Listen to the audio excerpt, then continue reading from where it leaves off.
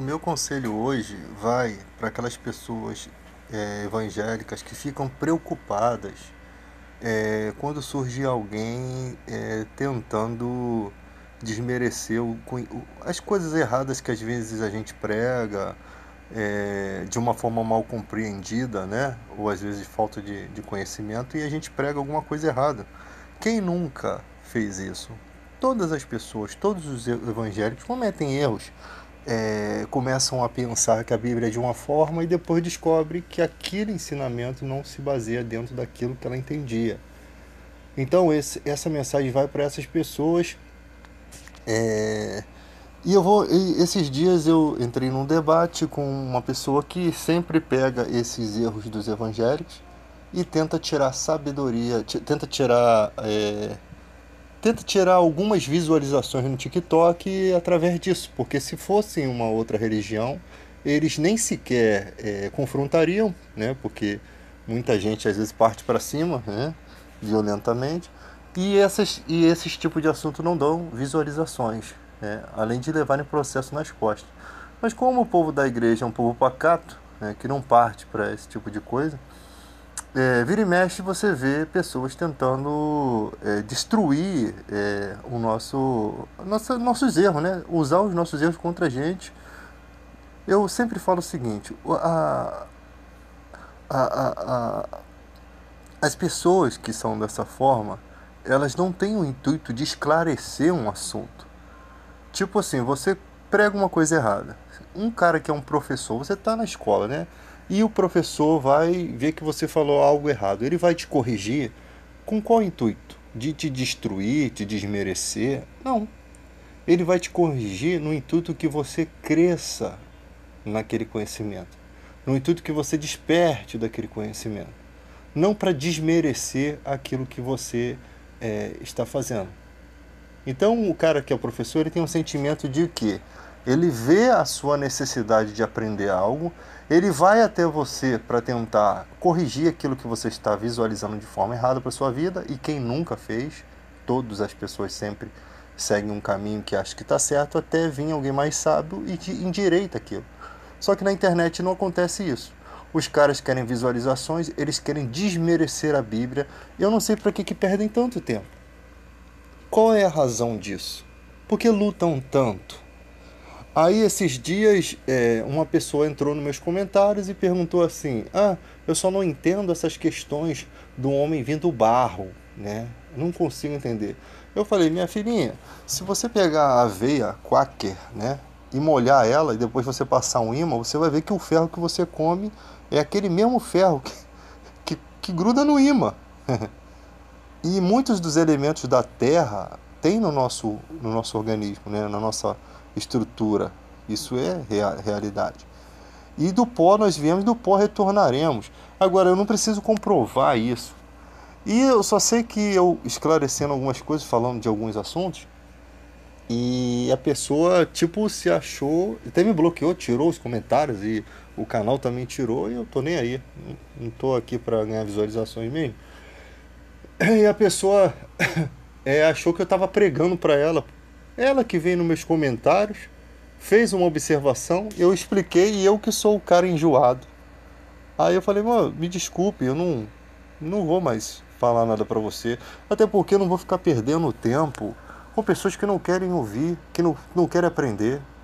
Jesus não perdia tempo com essas pessoas, ele manda a gente sacudir a sandália dos pés e corria embora. Se você chegou para oferecer um conhecimento, a pessoa não aceitou, vai embora. Porque na visão deles nós somos chatos, aqueles que perturbam. Então a gente tem que acordar para esse tipo de situação. Que o evangelho é uma coisa tão preciosa que eles que têm que vir em busca, não é você que tem que. Deus não está implorando para que essas pessoas entrem na igreja. Deus não está implorando. É como se eles tivessem, né? É como se a Bíblia cita como se eles tivessem. Mas Deus não está implorando para você entrar na igreja. Deus não está implorando. Não, viva a sua vida da forma que você quiser, mas saiba que existe um caminho que o dia que você se sentir à vontade, por vontade própria, de vir buscar esse caminho, você vai ser bem recebido. É isso que é o Evangelho. Deus não está implorando para que você venha para a igreja. Deus não está implorando para que você leia a Bíblia. Vamos mudar vamos inverter esse pensamento. Não é assim. Somos nós que somos carentes de entendimento, somos nós que somos carentes de forças nas nossas fraquezas, somos nós que carecemos dessa aproximação de Deus que foi paga com um preço de sangue. Somos nós que precisamos disso. Porque tem gente que descobre isso muito tarde. Tem gente que já destruiu o casamento, tem gente que já destruiu a própria vida. E depois que destrói a própria vida, com consequências terríveis, irreparáveis, a pessoa consegue achar Deus. Você vê que todo mundo que via até Jesus já estava com a vida totalmente destruída, toda lascada, né? Pessoas que estavam com enfermidades gravíssimas, onde ninguém curava. Eu nunca vi ninguém até Jesus para buscar carro e casa. Eu já vi pessoas indo até Jesus porque ele multiplicou o pão no deserto. Multiplicou o pão e as pessoas foram atrás dele por aquele objetivo, querendo proclamar o rei, querendo fazer dele um multiplicador, o provedor, né? O enchedor de barriga de preguiçosos. E Jesus, negativo. Vocês estão atrás de mim por causa do pão que eu multipliquei no deserto. Tem gente na igreja atrás de Deus, atrás de Jesus, porque um dia Jesus abriu uma porta de emprego, ou deu um entendimento a ela e ela se tornou um empresário, ou mudou de alguma forma. Então essas pessoas começam a ir atrás dele, achando que o evangelho é só aquilo. É só oba-oba, é só me dá, que eu mereço, que eu sou filho de Deus. Então Jesus começa a fugir dessas pessoas, né? Elas não conseguem arrumar mais nada. Pelo fato de Deus ser recompensador dos que o buscam, muita gente acha que é assim. E alguns pastores, eles aproveitam isso. E ficam ali, olha, você tem um dom, você pode fazer quitute, você pode fazer isso. Porque eles estão interessados em você melhorar a sua renda para que você possa ofertar mais. Eles são incentivadores de você melhorar para que você possa mudar a vida deles que não querem trabalhar. Porque tem uma raça de preguiçosos que só quer se aproveitar. Não estou falando que todas as pessoas são assim, mas você vê bem que existem pessoas assim. Eu pego a BRT cheia todo dia, nada. Se eu posso falar uma mensagem aqui, se eu posso com a minha voz ganhar meu dinheiro, é assim que muitos deles pensam. Aí tu vai ver os salários do cara, 5, 10 mil, outros têm salário de 100, 50 mil. Né? Na pandemia queria que você se enfiasse dentro da igreja e morresse lá no meio do povo lá, mas tinha que levar o dízimo, porque eles tinham que sobreviver. Não tem trabalho? Como é que eles iam sobreviver? Será que eles não arrancaram toda a lã não da ovelha já não? Então, existe esse tipo de pessoa que fica nessa. E muita gente gosta disso, né? Gosta de ver. Uma coisa, eu sempre falo que não tem como você discutir com pessoas que não entendem a Bíblia. Primeiro, porque o homem natural não compreende as coisas espirituais. Na verdade, ele compreende a letra, mas ele não aceita. O coração dele não tem ainda a permissão, eu falo isso mesmo, é a permissão para aceitar o que está escrito. Se um dia nós compreendemos a Bíblia, é porque Deus nos concedeu a permissão. E a Bíblia fala, não foram muitos de nobre nascimento que estão entre nós. Paulo fala sobre isso. Se você olhar a igreja, ela é formada por pessoas analfabetas, por pessoas que têm formação também, por pessoas, mas a maioria tem formações superficiais. Até segundo grau, com o ensino bosta que nós temos no nosso país, mas são pessoas do povão. É isso que eu quero que vocês entendam. Existem advogados, mas a maioria é pessoa povão. Tá? E sempre foi assim. Então nós não somos sábios. Por quê? Porque Deus oculta as coisas aos sábios. Porque os sábios têm tendência a serem orgulhosos, eles gostam dessa bajulação toda, de serem chamados de sábios. Existem pessoas sábias que conseguem encontrar Jesus. Um exemplo, por exemplo, o Leandro Carnal, um exemplo, é um cara muito inteligente, que fala de coisas... Eu sempre falo assim, se o Leandro Carnal ficasse ao lado do Bolsonaro, ele perderia minha admiração. E ele não, às vezes, esses caras não têm muita admiração de muito povo evangélico. Por quê? Porque simplesmente eles provocam o povo, os líderes evangélicos, hipócritas. Você vê que Paulo, ele cita um filósofo da época, né? que chamavam o povo de ventre preguiçoso, né? Os escribas. Você acha que os alunos dos escribas gostavam disso? Então, quando o cara desse fala de Silas, de Malafaia, de outras pessoas, ele vai ficar mal quisto, né? Mal visto pela população da igreja, né? Só que o cara tá falando milhões de verdades. E pra gente que tem uma afinidade, né, às vezes com aquela pessoa que também ensina coisas na igreja, né, é, acaba você ficando com raiva do cara que tá no mundo, né? Porque não faz parte, né? Você acha que o cara não é evangélico. Às vezes o cara ele tem mais sensibilidade com o que está escrito do que o próprio pastor da igreja, que está interpretando tudo errado, né? Esses dias até o Malafaia foi falar de um povo e falou um monte de coisa e os cristãos devem ter absorvido aquilo tudo errado. Aí veio uma pessoa que era formada naquela área e botou ali no devido lugar dele. Tipo, mostrou que tudo aquilo que ele estava falando estava errado. É porque nem tudo que... Às vezes a pessoa acha que sabe e começa a falar. E aquele achismo, ele vai entrando no coração dos outros. E você vê que o Brasil está dessa forma por conta de achismo. As pessoas não esmiuçam conhecimento. Eu sou um tipo de pessoa que eu estou disposto a baixar minha cabeça quando estou errado. Eu estou disposto a dizer que eu estou errado, que a pessoa está coberta de razão quando ela mostra alguma coisa que realmente tem consistência. Mas ela tem que me fazer entender aquilo. Se eu não compreendo, você não compreende algo, você vai ficar com aquilo que você sabe. O dia que você encontra a verdade, se você resiste à verdade, você é um hipócrita, né? É igual quando o presidente começou a falar de negócio de kit gay, que ia para as escolas, e quando a gente foi ver, não ia aquilo para as escolas.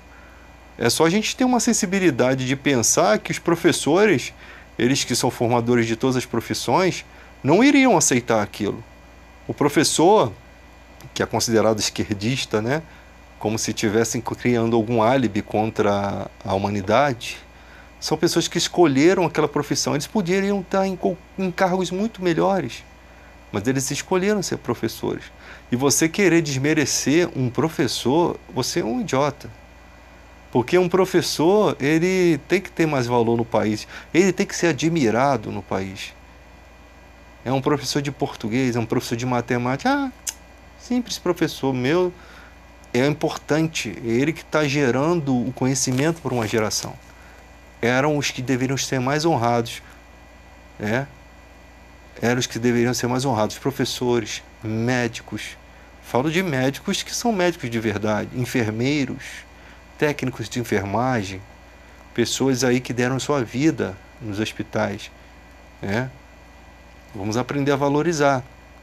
E vamos aprender a desvalorizar quem não tem valor algum, que são políticos imundos, corruptos. A gente tem que desvalorizar esses caras. Se uma vez o cara roubou, ele não merece mais ter um cargo, ele não merece mais estar ali, tá? E nós deixamos eles lá, e nós devemos embargá-los. Que toda vez que isso acontecer, a gente sai das ruas e vamos manifestar algo contra esses caras. Nunca mais vai ter um sujo na política. Os sujos vão ser obrigados a tomar banho, vão ser obrigados a andar cheiroso. É assim que tem que ser. Nós devemos ter mais patriotismo nesse sentido. Porque o patriotismo que nós vemos nesse Brasil é muito fake, é muito Nutella, é muito falso. É um patriotismo que só beneficia a mim, eu em primeiro lugar, né? Tá errado. Nós devemos pensar como nação, como um todo, como... Ah, nos Estados Unidos não tem Bolsa Família, não tem isso, não tem aquilo. Bota o salário dos americanos aqui no meu bolso, que eu não quero Bolsa Família, que eu não quero nada disso aí. Bota o salário deles no meu bolso. O mendigo na rua, tem mendigo? Tem. Eles têm notebook, eles têm televisão. Esses lixos que trazem pro Brasil, eu acho que nem lá não tem não, mas os mendigos têm coisa melhor do que a gente aqui. Às vezes você vê os caras destruindo uma S10 praticamente nova, tá destruindo lá, e para não poluir lá o ar, e o cara tá comprando uma nova, nem vale a pena ter aquele lixo, aquele carro causando prejuízo financeiro na mecânica. O cara compra um novo. Aqui no Brasil, o cara tá rotando caviar. Tem um com um ano mais velho do que aquele lá, mas aqui tá vivendo bem, achando que tá o rei da cocada preta, enquanto lá aquilo vai pro lixo. Então é assim que funciona. O homem, quando consegue alguma coisa, ele fica soberbo, ele acha que é melhor do que os outros. Ele acha que ele tem que estar melhor do que os outros. Então é isso daí, cara. É o país que nós vivemos. Então, quando eu comecei um assunto sobre igreja, nós temos o Espírito Santo, há uma só fé, um só Espírito. Às vezes eu entro em determinados canais católicos, né? Fica essa briga que eu acho uma idiotice, católicos e evangélicos. Poxa, se existe o católico, o católico adora a Maria porque Deus permitiu que fosse dessa forma. Porque Deus permitiu que ele se conhecesse apenas naquele nível de conhecimento. E eles vivem a fé, eles praticam a fé muitas vezes melhor do que a gente, mesmo com tudo aquilo que a gente acha errado. Né? E uma coisa eles têm, uma coisa que você não entende. Quer ver uma coisa? A ditadura. A ditadura, quando mataram o jornalista Vladimir Herzog, houve um homem que era um católico, né? Um bispo católico, que por conta dele acabou a ditadura. Tá? Esses dias passou um outro senhor que morreu, né, na África do Sul, que foi um apoiador do Nelson Mandela, também ligado ao catolicismo. O catolicismo, ele tem uma coisa que a igreja evangélica não tem: um poder centralizado, um poder máximo. O Papa se coloca no lugar de Deus. Negativo. Em nenhum momento o Papa diz que ele é Deus. Eu, como evangélico, eu tenho que respeitar o Papa. Ele é um representante e ele está ali porque Deus o colocou ali. Ele é um representante de uma nação católica, mas que faz coisas tanto para católicos quanto para outras religiões. Porque ele é um representante de respeito no mundo todo. Ele está colocado numa esfera de respeito do mundo todo, porque no mundo todo tem católicos. E eles têm um poder centralizado. Ele tem um líder. Aqui no Brasil, o povo evangélico tem um monte de líder e a maior parte não vale nada. Não tem um líder máximo. Nos Estados Unidos, olha a admiração que o povo tinha por Billy Graham. Você nunca viu o Billy Graham enfiado em nada de errado. O Billy Graham é como uma espécie de papa dos americanos. É uma espécie de papa. É um cara que pregou a mais de 150 e poucos países. Um cara que nunca saiu fora do evangelho e nunca desrespeitou as outras religiões. Um cara que consegue, 90 e poucos anos, acho que, eu não sei se ainda é vivo, acho que ele ainda é vivo, 96 anos. O cara que consegue fazer essa conexão. Eu aqui no Brasil consigo admirar Joyce Maia. Eu aqui no Brasil consigo ter as pregações dela e nunca vi envolvido em nada, né? O T.B. Joshua é um cara que eu ainda tenho umas certas dúvidas quanto ao milagre, e também porque quando ele queria vir para o Brasil, ele queria encontrar o Valdomiro Santiago. Então o Valdomiro eu considero como um pregador de meia tigela, mas que tem um conhecimento bíblico. Ele tem um conhecimento bíblico, esse que me irrita. O cara mostra, eu já vi pregações do Valdomiro, lindas pregações, o cara tem um conhecimento. Só que o coração no dinheiro que acaba com tudo. Essa perdição do dinheiro que é uma desgraça da igreja. Ele tá num ponto em que ele morre e pode ir para o inferno com aquele conhecimento dele. Muitos desses têm que se arrepender e voltar. Você vê lá a igreja de Apocalipse, precisa de colírio para os olhos, porque acha que é rica, mas é pobre, miserável, segue nu. Deus não está aqui para destruir essas pessoas, Ele está aqui para dar colírio, para oferecer o colírio, para que elas possam enxergar de novo, para que elas possam vir. Imagina se nós estivéssemos pregando o verdadeiro evangelho, iriam falar mal de nós, iriam, mas quem ia nos defender seriam às vezes os ateus, pessoas de fora, pessoas que não têm compromisso com a igreja, e iria ver verdade em nós. Porque, olha só, quando Jesus encontra Pedro, eu vi um texto muito interessante que ele fala assim: Pedro, tu és pedra. O nome de Pedro era Cefas, rocha. Pedro, tu és pedra. Ali no ensinamento bíblico, parece que Jesus olha o caráter de Pedro.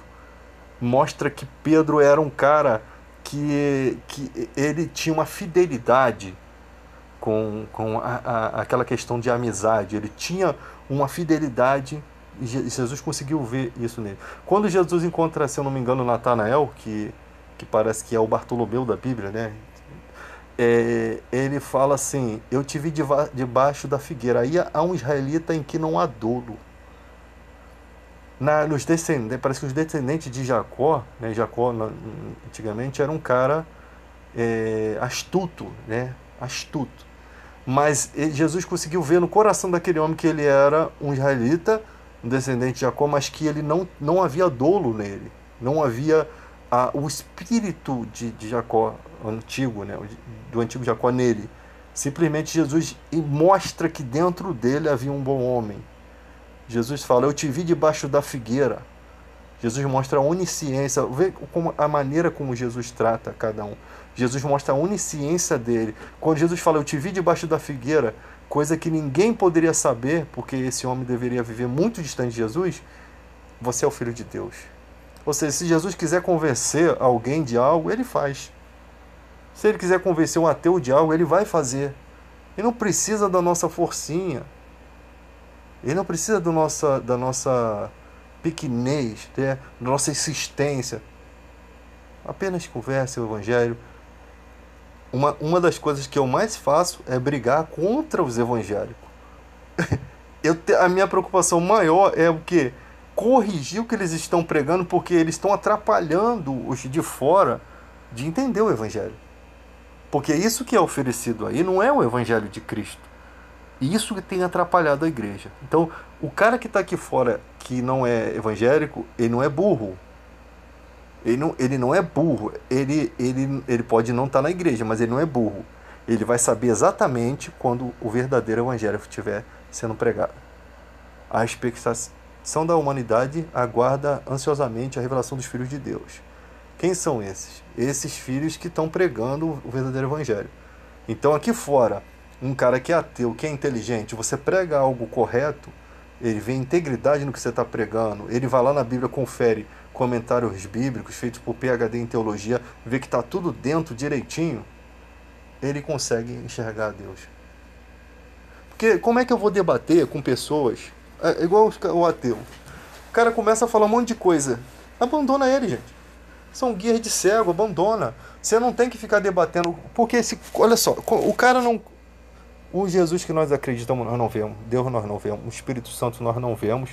Aí você vai falar, lá em Lucas 13:10 tem uma mulher encurvada há 18 anos por conta de um espírito de enfermidade. E Jesus fala: não convinha soltar dessa prisão essa filha de Abraão a quem Satanás mantinha presa 18 anos. Jesus está falando de alguns tipos de doença, não todos, que ali havia um demônio fazendo a mulher ficar corcunda. Como é que o cara vai acreditar nisso? Fala pra mim. Eu desafio alguém a dizer que aquilo não está escrito dessa forma. Como que o cara vai acreditar que uma mulher corcunda daquela época tinha um espírito de enfermidade, um demônio, fazendo ela ficar corcunda? Como que o ateu vai crer nisso? Não tem como ele crer, porque não foi dado o direito dele acreditar. Agora, como que 100 milhões de pessoas, se eu for pregar para 1000 pessoas evangélicas, elas vão aceitar o que eu estou pregando? Sim, porque há uma só fé e um só espírito. Se eu estiver pregando a verdadeira mensagem, é como aquela espada do Thundercat que ilumina todo mundo. Todo mundo sabe que é a mensagem do Lion lá. As pessoas vão conseguir enxergar e dizer: o David está pregando uma coisa, o irmão David está pregando a mensagem certa. Agora, se a pessoa diz assim, se você tem uma igreja, o cara está pregando assim: vem que Deus vai te dar em dobro, que não sei o que vai dar tudo certo. Aí você chega na parábola do semeador e diz: quando a semente é plantada, Satanás persegue a semente. Opa, se você entrar na igreja, as coisas podem dar errado para você. Aquele cara não está pregando uma mensagem verdadeira, está pregando que vai dar tudo certo, quando às vezes a coisa não é dessa forma, que há uma perseguição pela semente. Então, quando você briga com a própria igreja e mostra assim: pô, o que você está pregando não está certo, você está fazendo um benefício para as pessoas de fora, você está trazendo um benefício. Você não está julgando aquela pessoa, você está julgando a mensagem daquela pessoa. Quando o pastor lá amaldiçoou, você nunca mais vai andar. Eu não posso me calar acerca dessas coisas. Há uma mensagem de um filósofo que diz que aquele que se cala, ele está do lado do opressor. Quando você se cala acerca de um absurdo, você está somando forças com aquele que está oprimindo. Então vamos acordar, gente. Vamos acordar que falar o certo, falar a verdade, não é julgar as pessoas, apesar de nós termos o direito de julgar os de dentro. Os de fora, Deus julgará. A igreja faz diferente. Julga os de fora e os de dentro se deixa sem juízo. Julgamento é esclarecer a conduta de um pastor, a conduta de uma pregação, conduta física e conduta de pregação, né? A atitude que o pastor tomou. Se o cara é corrupto, está roubando, ele vai dar conta a Deus. Não, ele vai ter que dar conta aqui. A gente vai pregar contra ele para que ele possa acordar. Porque a Bíblia diz, repreenda-os para que sejam sadios na fé. Cabe ao servo de Deus redarguir, corrigir e repreender, ensinar. Isso não é julgar, tá? Se eu quisesse o mal dele, eu estaria julgando e o condenando. Mas quando você prega uma mensagem, é para tirar aquilo que aquele cara está pregando, para que não cresça aquilo. Aquilo é uma coisa maldita. O que ele está pregando é dar um pretexto para que o mal consiga agir dentro da igreja. Entende? O espírito da maldade entre dentro da igreja, da ganância, né? Do espírito de Baal, né? Então é aquela ganância então você está incentivando outros cristãos a serem gananciosos, quando na verdade a gente tinha que fugir disso. 1 Timóteo 6,9, foge dessas coisas, segue a justiça, a misericórdia, o amor, a mansidão, né? Então não vamos nos descabelar e nem agredir, vamos seguir nosso caminho em paz. Falar mal, desmerecer, não me importa. Maior é o que está em nós do que o que está no mundo, tá? Então o Espírito Santo ele está movendo em todo canto. Então não há divisão entre católicos nem evangélicos, porque seguimos ao mesmo Jesus, mesmo de maneiras diferentes. Não tem como eu ir lá. Se eu posso ir numa igreja católica, eu posso ir lá. Eu não vou rezar uma Ave Maria. Eu já fui de colégio interno católico, sei muito bem o compromisso das irmãs que cuidaram de mim, né? Sou muito grato. Inclusive não existe colégio interno evangélico, né? Pelo menos da forma que o meu. Olha que vergonha, a quantidade de igrejas que nós temos. Mas sei muito bem respeitar. No início eu não sabia respeitar. Quando eu rompi com a igreja católica, eu não sabia respeitar, eu não sabia ter essa situação. Eu achava que eu tinha que convencer o católico de não adorar Maria. Eu não tenho como fazer isso. Isso não cabe a mim. Eu até evito esse tipo de assunto. É inconveniente. A gente tem que entender o que é inconveniente. Eu estou conversando com a pessoa aqui e estou no meu pensamento. Eu tenho que convencer ela de ela largar essa Maria. Eu não tenho que convencer nada. Eu tenho que só ser amigo, eu tenho que só ser amável, eu tenho que só ser respeitável. Eu tenho que só pregar a ação de Jesus. Jesus não faria aquilo. Jesus conviveria no meio. O mais sábio não ficava repreendendo os humildes, a não ser quando a repreensão tivesse um efeito benéfico, né, de transformação.